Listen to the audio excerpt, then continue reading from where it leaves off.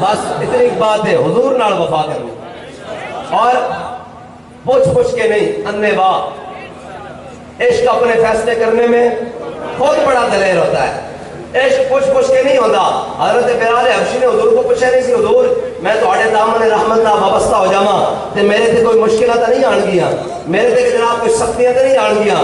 حضور دا کلمہ پڑھ لیا، حضور دے دامن رحمت نال وابستہ ہو گئے تے جناب کعبے دیاں، جناب مکے دیاں گرم تتیاں ریتاں ہون، گلیاں ہون، اور مکے دی گرمی اے جڑے عمرے تے حاجی گئے نہ پوچھو حج تے گئے، مکے دی کتنی سخت گرمی اور ریت تپتی ہوئی ہوے تے سینے تے پتھر ہون تے درمیان بلال لمیا پیا ہوے تے او آخر ہن دس حضور دا در چھڑ دیں گے، چھڑ دیں گا حضور دا کلمہ چھڑ دے گا تے بلال تھلی تپتی ریت اور اتنے ترے بھی پہ رہے ہون تے بلال اتنے بھی کہہ رہے ہوئے احد احد احد احد۔ اے یاد رکھنا اسلام سدا امتحان نہیں لیتا، اسلام دا اعجاز ہی نہیں، سدا امتحان نہیں لیتا۔ اسلام نو جنہاں نے ایک مٹھ جو دیتے سن، ایک مٹھ جو صحابہ نے ایک مٹھ جو دیتے، اسلام نے انہوں نے کیسر و کسرا دیا نعمتیں دے دیتی۔ اسلام بڑا غیرت والا دین ہے، اسلام نہیں رکھتا۔ اور حضرت میرے آقا مولا صلی اللہ علیہ وسلم نے کی فرمایا؟ فرمایا میں اپنی امت دے سارے دے احسان لا دیتے، صدیق دا احسان آج بھی موجود ہے، لیکن اسلام نے وہ احسان بھی نہیں رکھنا۔ میرے آقا مولا صلی اللہ علیہ وسلم نے فرمایا قیامت والے دن جب اولین و آخرین آدم تھی تا عیسیٰ مسیح اوتے نفسی بولے سی ہر ایک نبی اوتے آخسی حقا نبی صاحب جمال دل لگیا بے پرواہ نال تے دم مارن دی نہیں مجال صلی علیہ ذوالجلال، سارے جمع ہوں گے۔ میرے آقا نے فرمایا اولین و آخرین و دیدار اللہ تعالیٰ کرا کے سب کو واپس بھیجے گا، پھر حضرت جناب سیدنا صدیق اکبر کو کلیاں بلائے گا، فرمایا صدیق، فرمائے گا صدیق میرا دیدار کر لے، تو میرے حبیب دی بڑی خدمت کی تھی۔ کہ اسلام دا اس دن بھی صدیق اکبر دا ادھار نہیں رکھنا، تو یار کوئی اسلام دے نام اج چلے تو اسلام اس دا ادھار رکھتا۔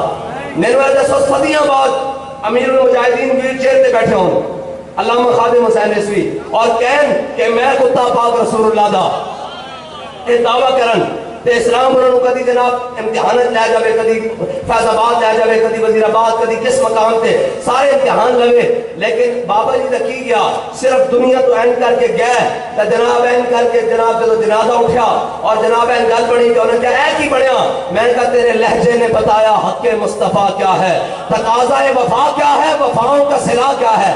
اسلام نے رکھا نہیں، اسلام نے ایک بندے واسطے لکھاں کروڑا بندے جنازے بھیج دیتے، اور ہجے او منظر باقی ہے جس بارے بابا جی کہہ کے کہیں کہ ہم سوئے حشر چلیں گے شاہ ابرار کے ساتھ، ہاں ہم سوئے حشر چلیں گے اور قافلہ ہوگا رواں قافلہ سالار کے ساتھ۔ یہ تو طیبہ کی محبت کا اثر ہے، ورنہ کون روتا ہے لپٹ کر در و دیوار کے ساتھ۔ ہاں ایک بات کہنا دل سے عشق او توانا می شود، خاک سے ہمدوش سریا می شود۔ ایک بات کہنا بندہ دلیری اس وقت ہوندہ جب اندر دل وچ محبت رسول آوے، اندر دل وچ محبت رسول آوے، ورنہ تب بندہ 50 روپے دے سٹام سے لندن نہ سے اللہ،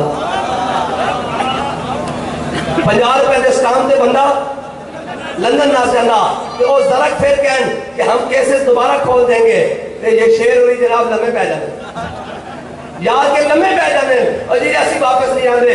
دلیر پتہ کیوں ہوندہ این کر کے جناب 6 مہینے ہو گئے بابا جی جیل بیٹھے تے فرش ہوتے بابا جی 10 منٹ بھی نہیں سن پہ سکتے، لیکن حضور دے نام دے جیل ہوتے بڑے جناب اطمینان نال این کمبل لے کے جناب بیٹھے ہوئے تے ٹھنڈے فرش ہوتے بیٹھے ہوئے تے میں جا کے کیا میں کہتا ہوں میں کہنا نہیں سائے بڑے ظالمن انہوں نے تہاڈی چٹی داڑھی دا حیا بھی نہیں، تہاڈے علم دا حیا بھی نہیں، تہاڈی بزرگی دا حیا بھی نہیں، تہاڈی عاشق رسولی دا حیا بھی نہیں، انہوں نے تہاڈی جیل میں پالتا۔ تے بابا جی کہنے لگے ہوئے زندہ میں بھی نہ گئی شورش اپنے جنوں کی،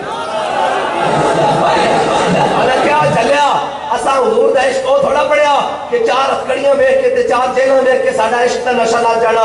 ایک جناب بابا جی کہندے سن کوئی ویل چیئر کو مینوں گھسیٹے تے گھسیٹ کے لے کے جا رہے ہوئے میری ہڈیاں بھی ٹوٹ رہی ہون، میرے جسم دا کیما ہو رہا ہوئے تاں بھی میں کہاں گا حضور دے نام تے ذرا تھوڑا جہا ہور لے چلو، تھوڑا سا ہور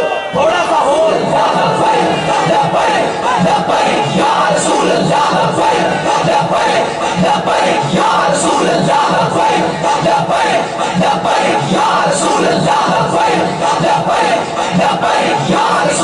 اس کی وجہ کیا ہے؟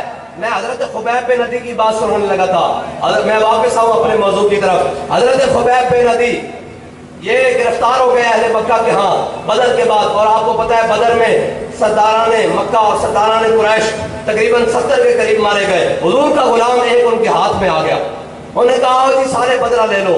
پورا مکہ آ گیا, پورے قبائل آ گئے. کسی کے ہاتھ میں کینچیاں, کسی کے ہاتھ میں تلواریں, کسی کے ہاتھ میں تیر, کسی کے ہاتھ میں نیزے, کسی کے ہاتھ میں چاقو, کسی کے ہاتھ میں چھریاں, سارے آ گئے. انہوں نے کہا حضور کے غلام سے بدلہ لے لے. جب سامنے تختہ دار مقام تنعیم پر لگا دیا گیا اور حضرت خبیب بن عدی کے ہاتھ باندھے ہوئے لے کے جا رہے ہیں تختہ دار کی طرف, تو جس دھج سے کوئی مقتل کو گیا وہ شان سلامت رہے. حضرت خبیب بن عدی جناب مقام تنعیم کی طرف جا رہے اور جناب سامنے, تو حضرت خبیب بن عدی نے دیکھا کہ سامنے تختہ دار لگا ہوا, تو انہوں نے کہا خبیب کوئی آخری خواہش؟